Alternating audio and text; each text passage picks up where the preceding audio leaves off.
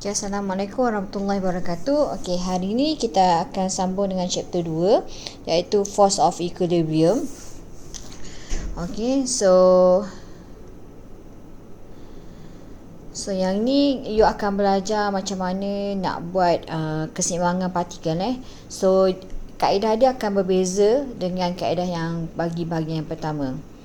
So kalau you tengok pada figure ni, dia ada dalam kontena di mana kita ada macam pemberat di sini lah. Okey, dan muatan ini telah digunakan menggunakan kabel. Okey, yang ni adalah kabel. So yang hitam ni adalah pulley. Okey, so you akan tengok sama ada berapakah daya kabel tu diperlukan untuk mengangkat muatan tersebut supaya dia dapat diangkat dan tidak berlakunya huyung. Maksudnya tegangan bagi kabel tersebut mesti samalah pada kedua-dua kabel tersebut. Contohnya lah ini daya pada kabel pertama F1, yang ni daya pada kabel kedua F2. So berapa daya yang diperlukan untuk mengangkat pemberat ni. So yang ini nanti you akan belajar macam mana nak lukiskan arah daya bagi sesuatu equilibrium of particle. So definition untuk particle in equilibrium adalah if it is at rest, if originally at rest, or has a constant velocity if originally in motion.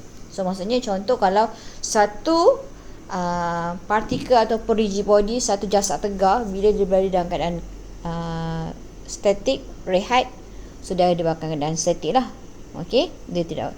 Tetapi kalau dia bergerak pada velocity yang sama, constant je, okey, maksudnya dia adalah dalam keadaan bergerak lah, maksudnya sama, tapi pergerakan dia tu sama, tak ada daya tambahan apa-apa.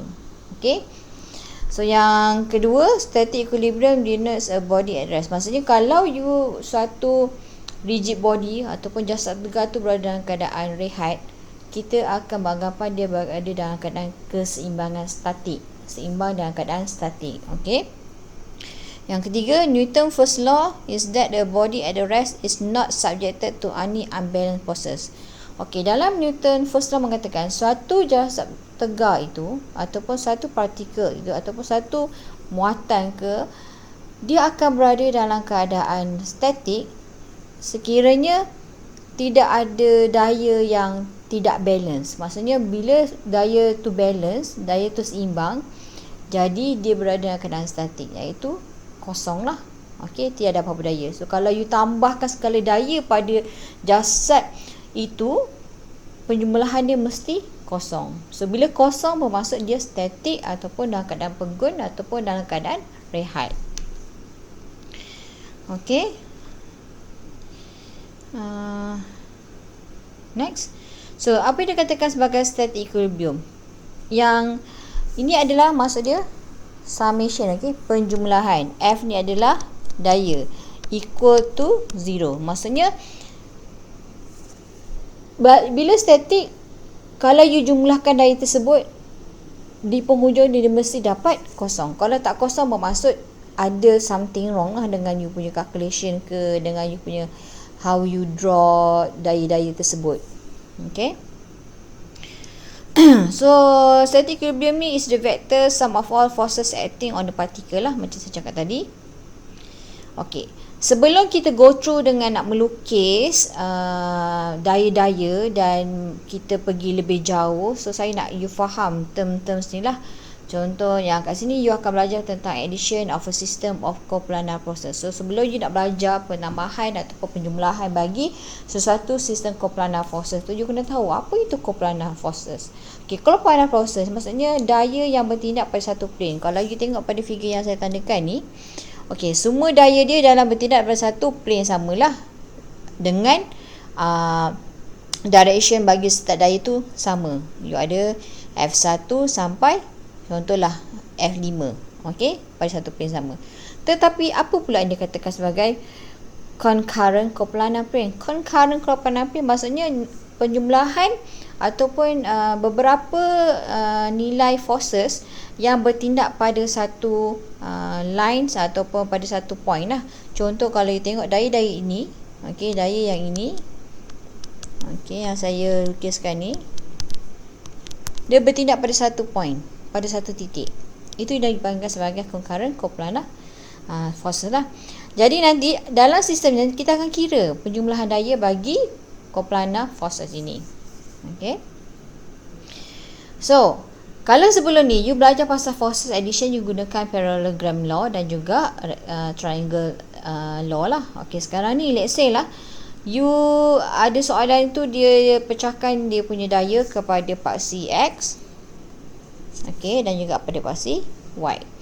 So yang ini kalau kita pecahkan dia kepada paksi N dan juga paksi Y, kita panggil sebagai rectangular component lah, di mana kita kena buatkan dia punya penjumlahan daya pada paksi X, okey, dan juga pada paksi Y. So kat sini nama dia adalah scalar notation.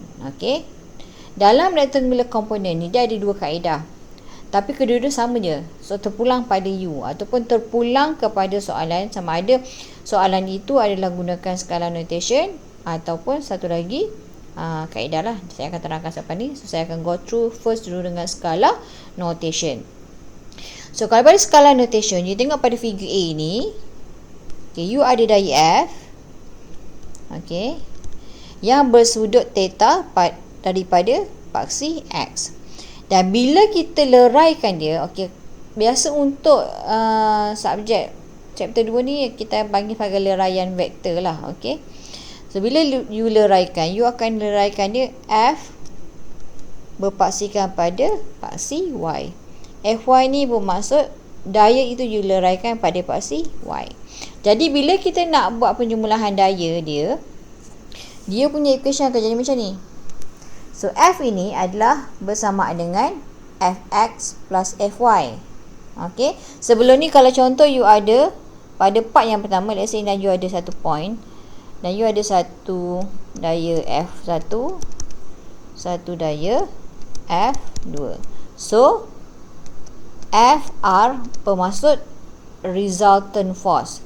Okey, F2 adalah force, R besar ni adalah resultant, bersamaan dengan F1 campur F2. Okey. Tetapi untuk yang ini, resultant force dia tak akan jadi this kind of equation lah. Ada satu equation lain lah. So, tetapi untuk akan dapatkan dia punya daya, dia akan dapat penjumlahan daya. Yang inilah contoh penjumlahan daya. Penjumlahan ni, let's say you ada daya pada paksi X tu lebih daripada satu. Kalau tengok pada figure yang ini, daya kamu cuma ada satu sajalah. That's why dia tak ada tulis penjumlahan daya. Nanti kita akan go through yang contoh yang ada penjumlahan daya banyak daripada satu. So untuk F yang ini, you akan dapat Fx campur dengan Fy. So macam mana nak cari Fx? Okey, kat sini kita akan gunakan teorem Pythagoras lah. Okey, cos dengan sin. So pada Fx, you tengok pada figure B ini. Okey, pada figure B, okey, let's say lah yang ini, kalau you nak lukiskan dia di bahagian bawah pun boleh juga. Kalau you lukiskan pada bahagian atas pun boleh juga, samalah. Okey, maksud saya atas bawah ni, okey, macam figure yang atas ni dia macam ni kan. So Fy ni kat sini. So yang ni adalah you punya F, ni adalah you punya Fx, dan ni adalah Fy. So sama je lah. Tetapi dalam buku RC bila you dapat buku RC tu nanti dia akan notify walaupun kedudukan Fy ni dia letakkan pada negatif y axis, tetapi untuk nilai bagi A, B dan C, you tak akan consider sebagai negatif. Okey, tak akan consider sebagai negatif. Dia hanya macam contoh satu nilai sahaja. Okey, negatif positif adalah bergantung kepada direction of the forces only. Okey, the direction of the force of the forces only. Contohlah pada figure A ni, kalau you tengok Fax kamu, contoh saya pandang. Okey, Fax kamu dia berada pada keadaan positif lah, kuadran X positif. Dan pada Fy kamu dia berada pada kuadran Y positif. Jadi kat sini dia adalah positif. That's why dia punya formula dia bagi this figure Fx plus Fy. Okay. Let's say lah kalau kamu punya daya tu macam ni pula. So ini contoh jadi FY, yang akan jadi FX. Jadi F kamu yang ini, yang saya lukiskan sekarang ini, bersamaan negatif FX campur FY. Negatif sebab kenapa? X kamu berada di kuadran X negatif. Okey. So untuk bersama semula macam mana nak carikan FX dengan FY? You tengok pada ni lah. Theta ni. Okey, yang ni sebenarnya saya buang dulu lah. Ni tak cancel nanti. Okay. So let's say dia dah bagi kamu theta. You tengok pada theta So kalau you pindahkan dia, ni sebenarnya adalah you punya F. Ni adalah you punya Y. Yang adalah you punya FX. So ni adalah theta. So FX adalah cos theta. So FX adalah cos theta. Untuk Y, dia adalah F Y equal to F sin theta. Okey. Tetapi akan ada keraguan bila kamu buat solution lah. Contohlah, let's say you diberikan ini you punya F, theta kamu di sini. Theta kamu di situ. Kalau theta kamu dipaksi Y, contoh ni Y, yang ini X. Okey, macam tadi tetanya berada di paksi X. Okey, theta kamu di paksi X. Sekarang kalau diberi soalan, theta kamu di paksi Y. So equation yang ini dia akan berubah menjadi, dia akan berubah menjadi apa? So F X bersamaan dengan F sin theta, Fy bersamaan dengan F cos theta. Dia inverse, terbalik. Okey. Ini untuk theta yang berada di sini. Jangan confuse. So tengok soalan tu betul-betul. Okey. So next. Okey. Selain menggunakan nilai sudut atau angle tu, kita boleh gunakan kaedah lain untuk dapatkan kita punya Fy dan juga Fx lah. Okey, salah satunya you tengok pada gambar rajah yang inilah. Okey, gambar rajah yang ini. So kalau you tengok pada gambar rajah itu, you akan dapati you ada yang ini. Sebenarnya yang ni, gambar rajah ni sama juga kalau you lukiskan dia beginilah. Okey, let's say lah kalau saya lukiskan dia macam ni. So ni ada you punya F, adalah Fx, ni adalah Fy. Okey, kat sini dia bagilah contoh, dia bagi macam koordinat ke tinggi ke lebar. Let's say you ada sini C, sini B dan sini A. So kalau saya keluarkan yang segitiga yang ini, kalau saya keluarkan segitiga yang itu kepada yang ini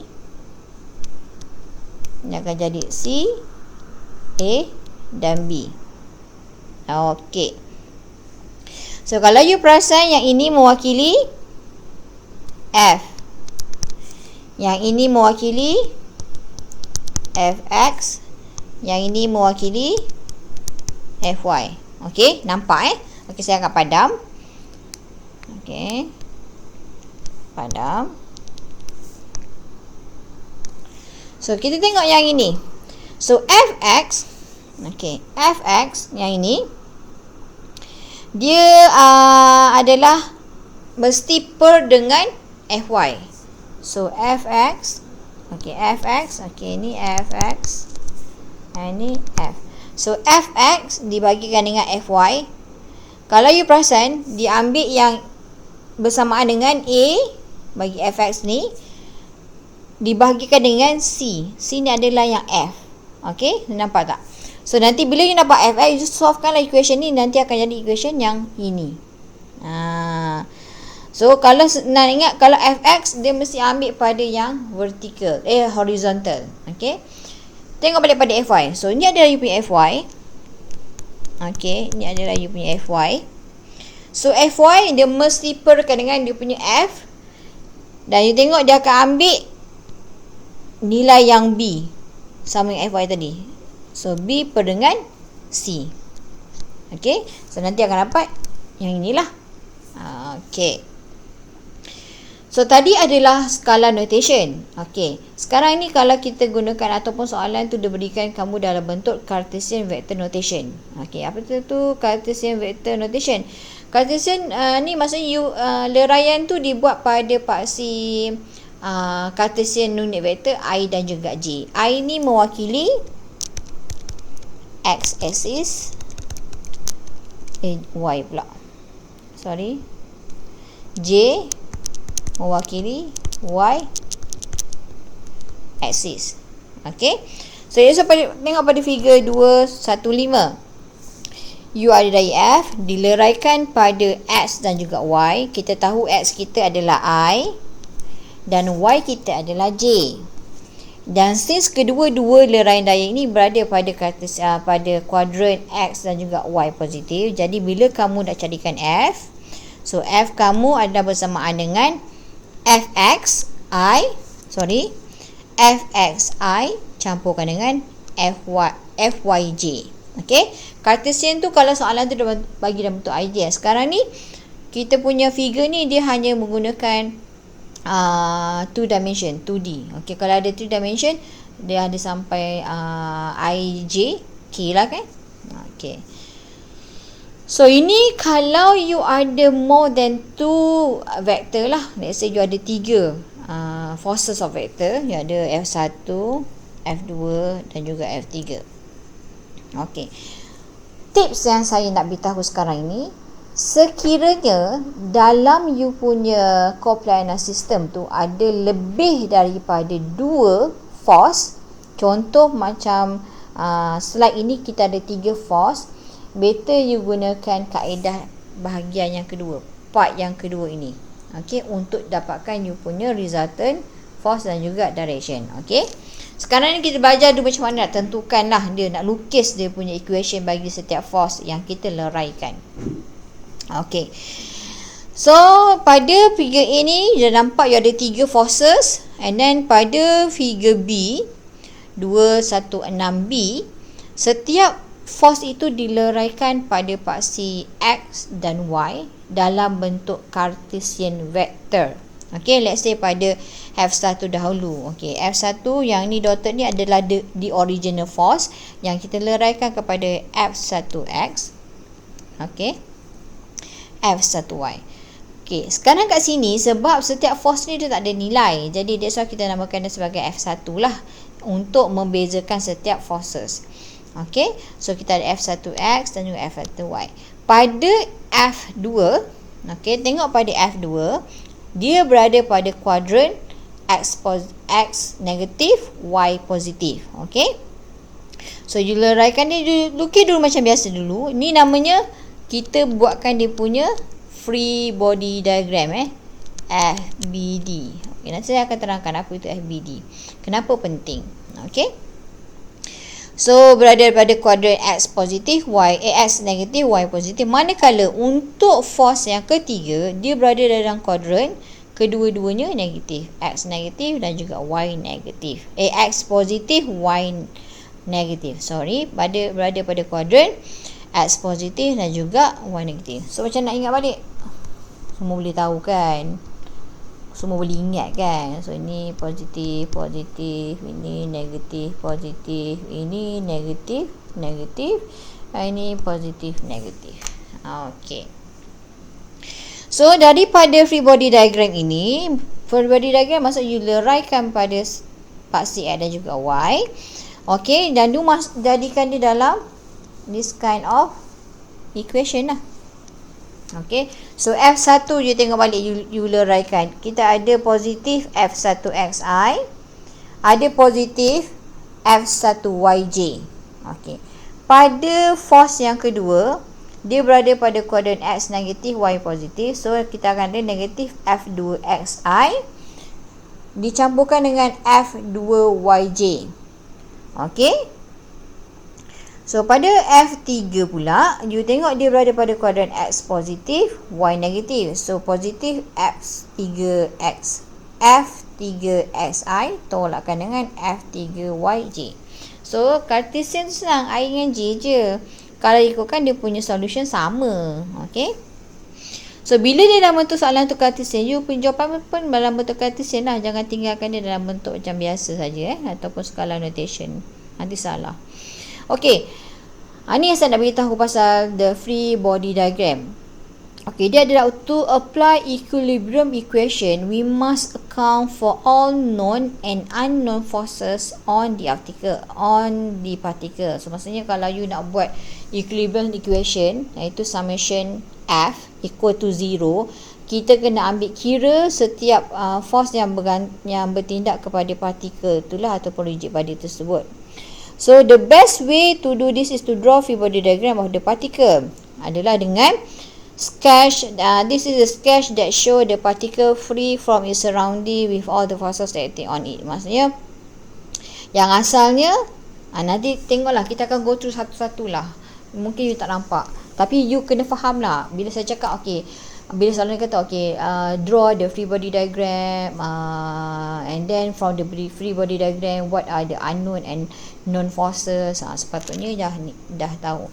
So terms free body diagram you akan sentiasa dengar daripada this chapter sampailah you ambil this course lah. Kalau you dah pindah pada course lain, you tak akan dengar lah terms free body diagram. Okay, free body diagram sangat penting untuk engineering student. Okay, so ini macam ni kita nak tentukan dia punya jenis-jenis support lah, typical support lah. First kita ada spring. Contoh spring ni kita ada dai F. K ni macam pemalar bagi spring.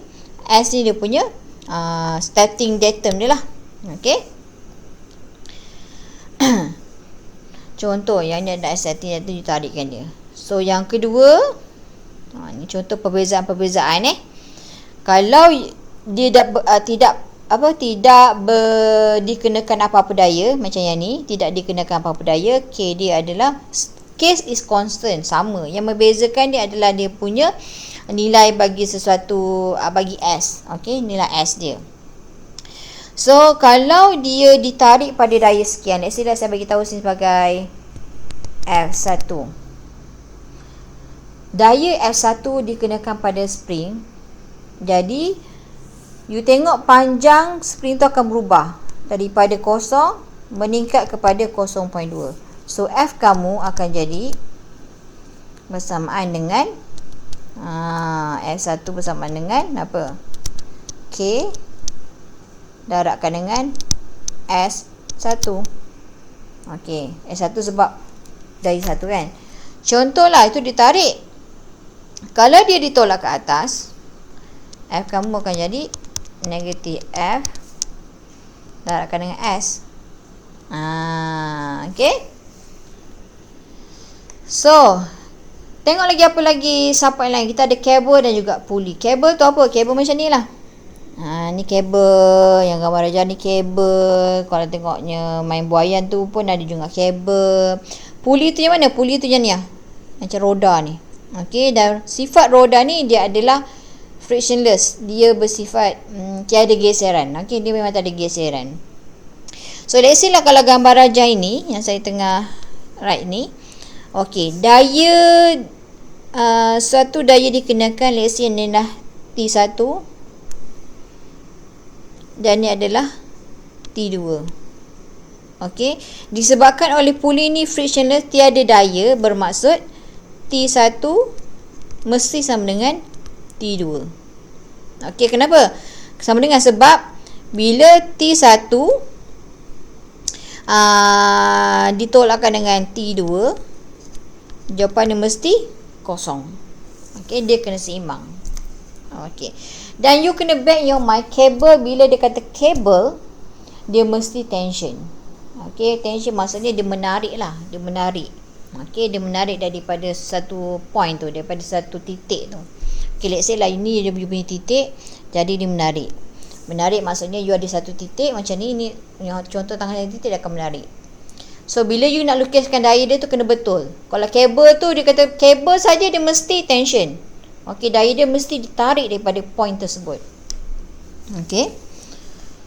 So cable and pulley. Cable are assumed to have negligible weight and they cannot stretch. Okay, cable kita biasanya kita abaikan dia punya berat sebab kita nak considerkan daya disebabkan oleh berat kabel.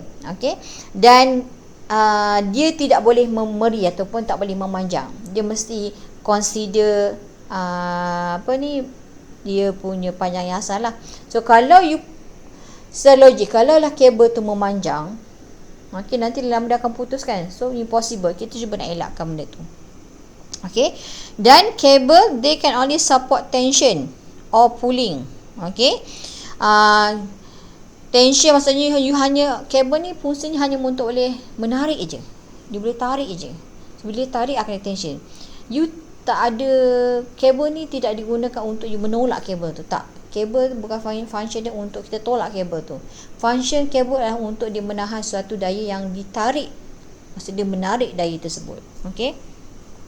Manakala pulley ni kita istilah sebagai frictional. Dia tak ada geseran. Dia sentiasa kalau kita tarik dia flow. Tak ada benda sekat.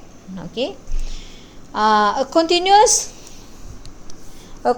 cable passing over a frictionless pulley must have tension force of a constant magnitude. Maksudnya daripada pulley, contohlah ni pulley mana saya ni pulley, you tarik ke sini pun tension, you tarik ke sini pun tension. Jadi kalau dia punya arah daya mesti menarik pulley ni. Ni pun arah daya dia mesti menarik pulley yang ini. Okey, dia tak boleh jadi macam ni.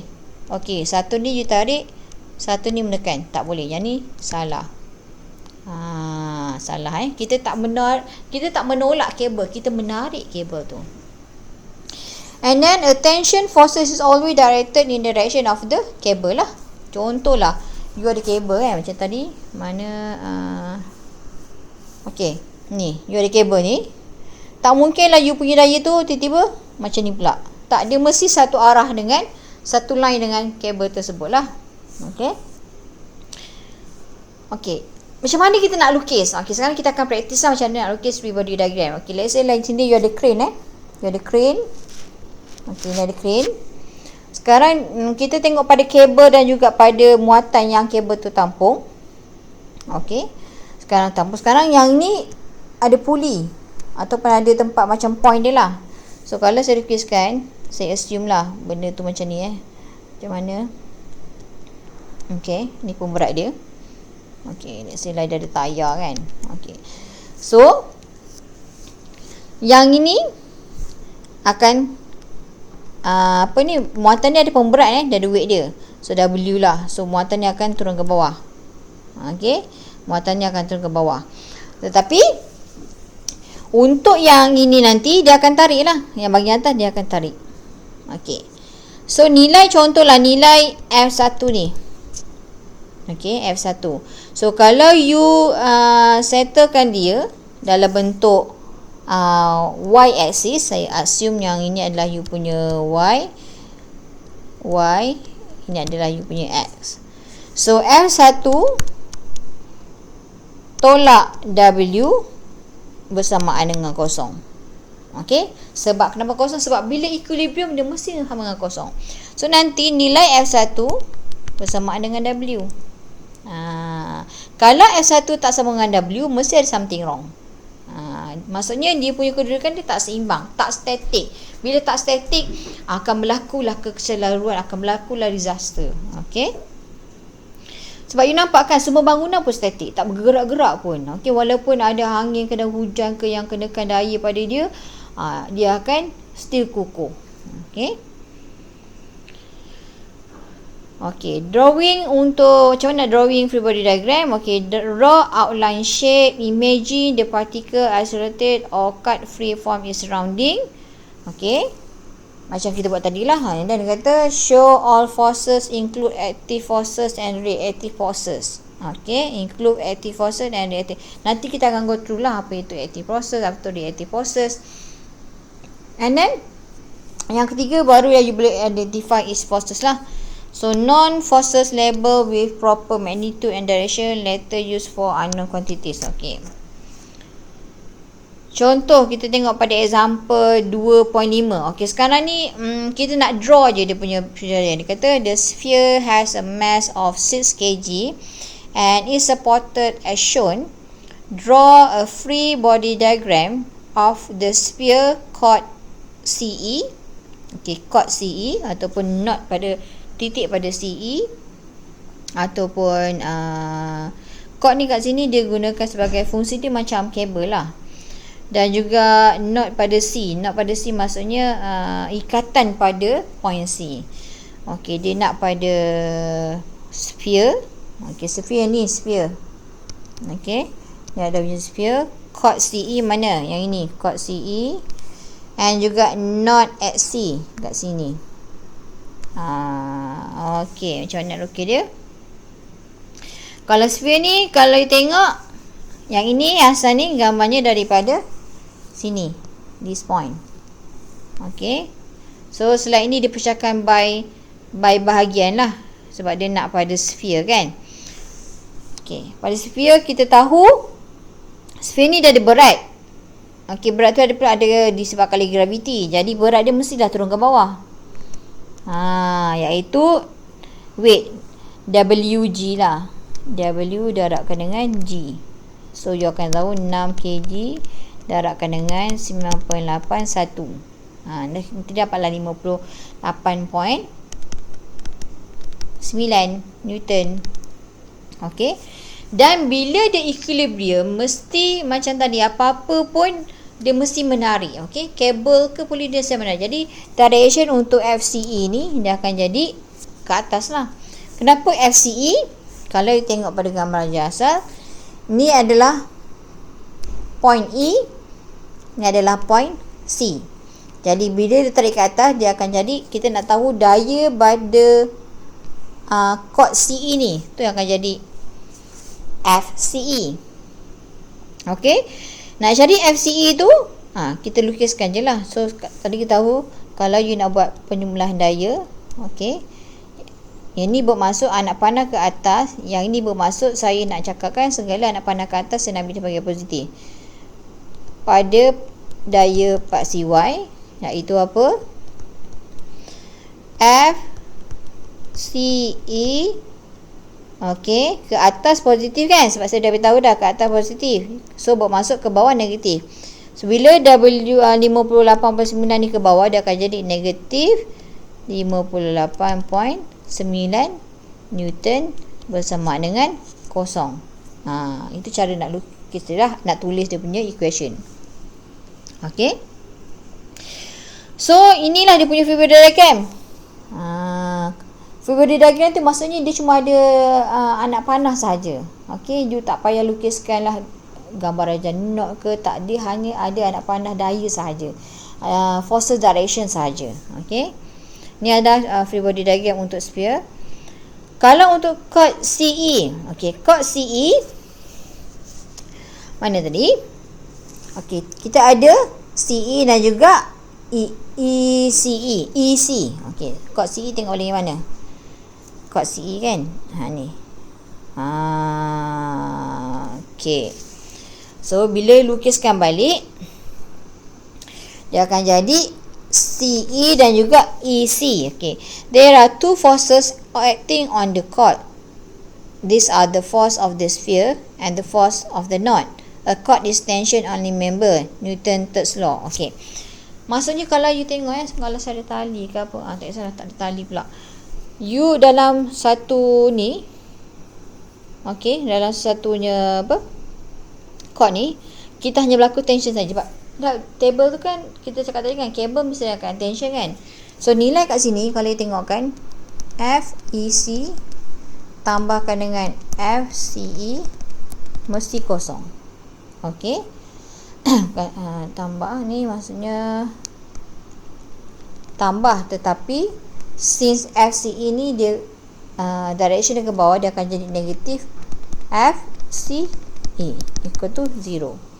Okey. So nilai dia mesti sama lah. So nanti FEC sama juga nilai dengan FCE. Okay. So untuk chord CE, dia punya free body diagram macam ni lah. Okay, macam ni. So untuk knot pada C, untuk knot pada C, dia ada related kalau you tengok balik pada C. Okay, ni pada C. Okay, pada C. Tetapi C ni pula, dia knot ni pula, dia memegang chord BC. Okay, chord BC. Manakala chord BC ni pula, dia menarik, dia bersambungan dengan chord BA. Jadinya you kena carilah. That's sebab kita akan tulis dia macam mana? Ni. Dia akan jadi force CBA. Okey, dia bersambungan antara CBA lah. So ni akan, tetapi dia nak pada C saja. Cuma daya ni dia tak akan jadi macam tadi kan. FCD dia cuma ada satu chord saja. Yang ini combination chord CB dan juga chord BA. So dia akan jadi CBA. Dan nilai dia bagi sama lah. Kalau contoh sebab puli ni ada frictional, dia tak ada apa-apa daya. Jadi daya, let's say lah daya di sini FAB ni, okay, FAB, let's say lah dia tarik macam ni. Okay, so yang ni pun FBC, sepatutnya FAB sama juga dengan FBC. Sebab puli tu frictionless, dia tak ada daya, dia cuma pemegang je, untuk dia pegang stand dia. Jadi daya tu mesti sama, daya menarik dia tu mesti sama. Okay, so dia punya free body diagram akan jadi macam ni je lah. Since ini adalah semua knot dan dia adalah kabel, semuanya menarik daripada knot C tu. Ini pun menarik daripada knot C, ini pun menarik daripada knot C. So itulah cara macam ni nak lukiskan dia punya free body diagram lah. Okay, macam ni lah yang tadi kita FCBA, FC lah, sama. So next video kita akan go through example one by one. So saya tak nak video ni terlalu lama, nanti kita akan go through satu persatu lah. Okay, thank you.